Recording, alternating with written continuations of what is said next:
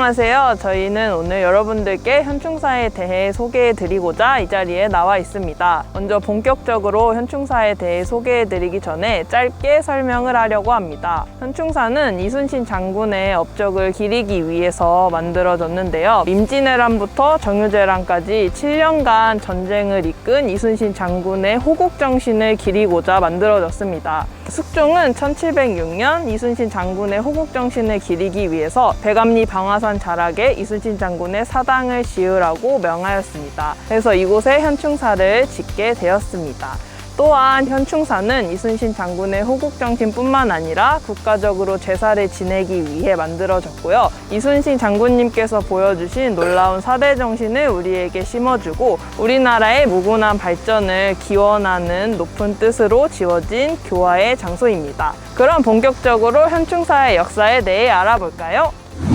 우리는 지금 옛 현충사 건물에 도착했습니다. 이곳은 조선의 19대 임금이 숙종의 뜻에 따라 지어진 최초의 현충사이자 충무공의 영정을 모신 건물이었습니다. 여기 보이는 것이 현판입니다. 다음으로 이런 기둥에 쓰여진 이 글들을 주련이라고 합니다. 주련은 글이나 글씨를 벽이나 기둥에 쓰여진 것을 말합니다. 이 건물의 주련은 일제강점기 시대에 정인보 선생님이 쓰신 글입니다. 주련의 전체적인 의미는 이순신 장군이 나라를 위해 쌓은 위대한 업적과 용감한 모습을 담은 글입니다. 현재는 영정이 새로 지어진 현충사 건물로 옮겨지면서 빈 곳만 남아 있습니다. 이렇게 구 현충사의 간단한 특징들을 살펴보았는데요. 다음으로는 충무공 고택에 대해 알아보겠습니다.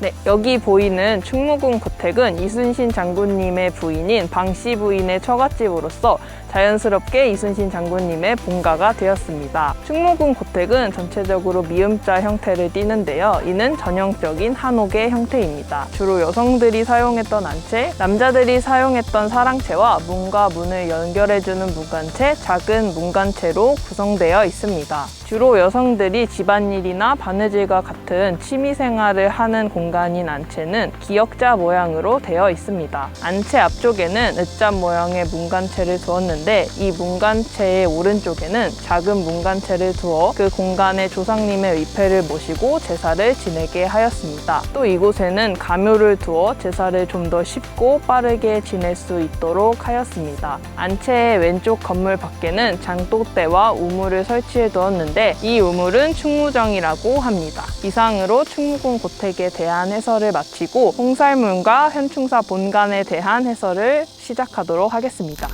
지금 여기 보이는 빨간색으로 칠해진 기둥은 홍살문입니다. 이 홍살문은 이 현충사가 만들어진 조선시대부터 있던 게 아닙니다. 지금 보고 있는 홍살문은 조선시대를 지나 1968년에 만들어졌습니다. 이 홍살문이 하는 역할은 귀신을 물리치는 역할을 해주는데요. 그래서 현충사에 귀신이 들어오지 못하도록 막아주는 역할을 합니다. 이제 이 귀신을 막아주는 홍살문을 따라 들어가면 현충사 본 건물이 나옵니다. 한번 가볼까요? 우리가 드디어 이곳 현충사 본 건물에 도착했습니다. 먼저 이 안쪽을 보시면 이순신 장군님의 영정이 있는데요. 이 그림은 이순신 장군님이 살아계실 적에 그려진 게 아닙니다. 이 그림은 이순신 장군님이 돌아가신 후에 한 화가가 임진왜란 때 쓰인 징비록이라는 책에 묘사된 이순신 장군님의 모습을 바탕으로 그린 것입니다. 그리고 이 위를 보시게 되면 현충사라고 써있는 것을 볼 수 있는데요. 이 글씨는 박정희 전 대통령님께서 직접 써주신 것입니다. 그러면 이 현충사 건물은 언제 지어졌고 언제부터 여기에 있었을까요? 조선시대?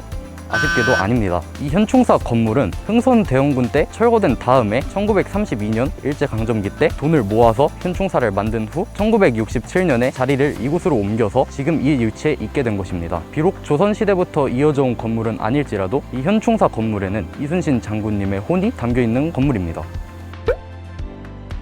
우리나라 곳곳에는 이순신 장군님의 업적을 기리게 한 곳이 많이 있습니다. 그중 현충사는 그 장소들 중에서 가장 상징적인 곳입니다. 이런 현충사는 전국의 어떤 장소보다도 가장 위대하고 아름다운 곳입니다. 오늘 저희가 준비한 해설은 여기까지인데요. 이 센터에서 나눠주는 워크북을 수령한 뒤에 이 워크북 안에 있는 활동을 마무리한 후에 센터에 가시면은 큰 선물들이 준비되어 있다고 하니 많은 참여 부탁드립니다. 지금까지 현충사 팀이었습니다.